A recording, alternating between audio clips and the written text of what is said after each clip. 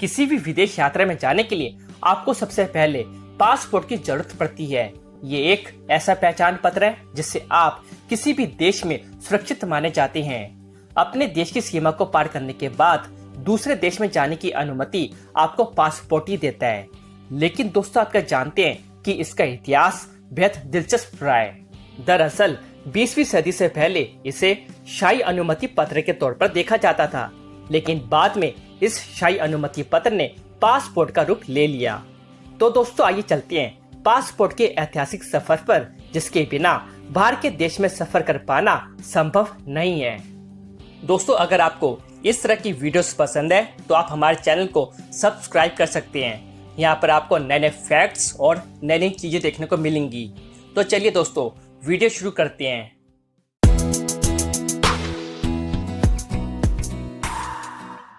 दोस्तों, प्राचीन समय की बात करें तो पासपोर्ट जैसा कंसेप्ट उस समय भी मौजूद था।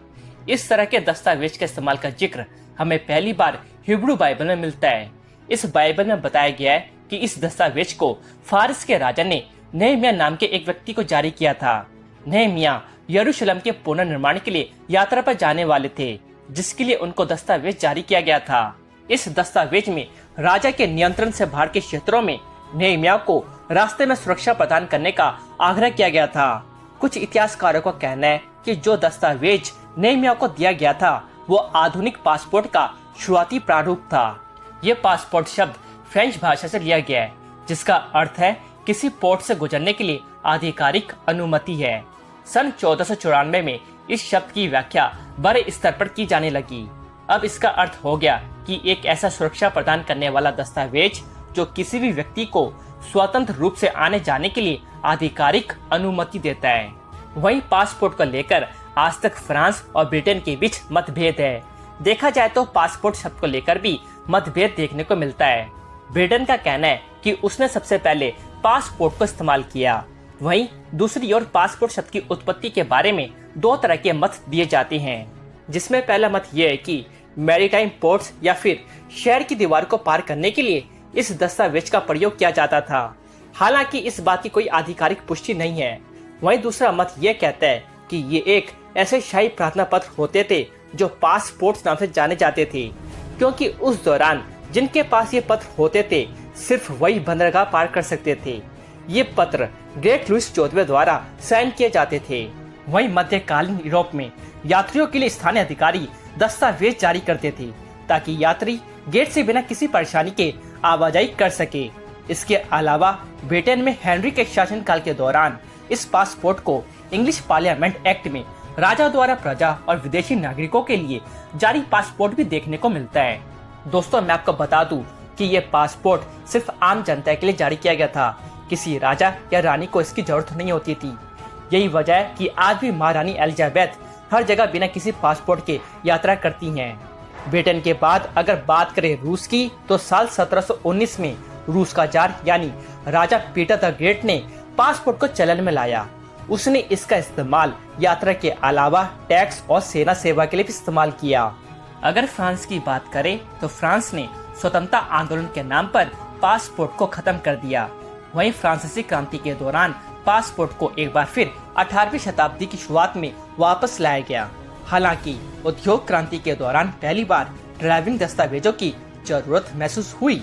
इसके अलावा पूरे यूरोप में टूरिज्म बड़ी तेजी से बढ़ रहा था और रेल नेटवर्क भी तेजी से अपने पांव पसार रहा था। फ्रांस को रेल नेटवर्क के फैलने के बाद हर व्यक्ति की चेकिंग करना बेकार सा लगा।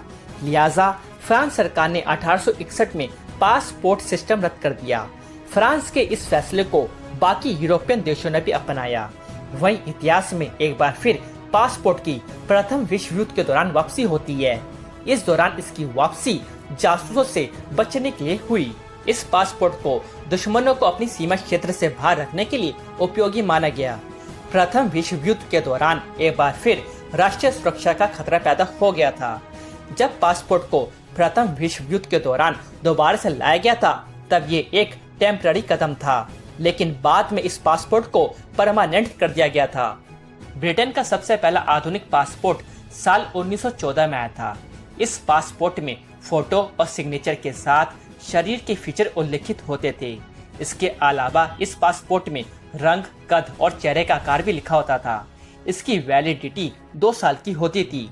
दोस्तों, मैं आपको बता दूं कि फोटोग्राफी के आविष्कार से पहले लोगों की पहचान करने में बड़ी परेशानियों का सामना करना पड़ता था, लेकिन फोटोग्राफी के आने के बाद एयरपोर्ट से जुड़ी यह समस्या भी खत्म हो गई। वहीं कई सारे यात्री इस सिस्टम को काफी आम मानवीय मानते थे। वह शरीर की इस तरह की व्याख्या से नाराज भी हुआ करते थे। साल 1920 में लीग ऑफ नेशन में आयोजित Paris conference on passport and customs formality and through tickets conference में पासपोर्ट को स्टैंडर्ड कर दिया गया था। इस कॉन्फ्रेंस के दौरान 42 संस्थापक सदस्यों ने इस पासपोर्ट पर अपनी सहमति जताई। इस कॉन्फ्रेंस में पासपोर्ट में कुछ बदलाव किए गए थे, जैसे कि पासपोर्ट में सुरक्षा और समय अवधि में कुछ बदलाव किया गया। इसके साथ इस पासपोर्ट का रंग नीला रखा गया था। साल 1947 में इंटरनेशनल सिविल एविएशन ऑर्गेनाइजेशन ने पासपोर्ट से संबंधित सारी जिम्मेदारी ले ली। उस समय से आज तक इंटरनेशनल सिविल एविएशन ऑर्गेनाइजेशन के पास ही पासपोर्ट से जुड़े मामलों पर फैसला लेने का हक है। ये संस्था पासपोर्ट क्वालिटी, स्टाइल, फोटोग्राफ आदि के बारे में निर्णय लेता है। दोस्तों, अगर पासपोर्ट के रंग की बात करें तो विश्व में 4 रंग के पासपोर्ट देखने को मिलते हैं। ये 4 रंग है काला, नीला, लाल और हरा। भारत समेत 15 कैरिबियाई देश और दक्षिणी अमेरिकी देशों के पासपोर्ट का रंग नीला है। इसके अलावा नीला रंग नई दुनिया का प्रतीक माना जाता है। साथ ही शांति का प्रतीक नीले रंग को CA4 संधि वाले देश भी इस्तेमाल करते हैं। वहीं साल 1976 में अमेरिका ने अपने पासपोर्ट के लिए नीला रंग अपनाया। बात अगर लाल रंग की करें तो स्लोवेनिया, चीन, सर्बिया, रूस, लाटविया, रोमानिया, पोलैंड और जॉर्जिया के नागरिकों के पास लाल रंग का ही पासपोर्ट होता है। इसके अलावा यूरोपियन यूनियन के सदस्य देशों के पास भी लाल रंग का ही पासपोर्ट होता है। हरे रंग के पासपोर्ट का ज्यादातर मुस्लिम देशों में इस्तेमाल होता है।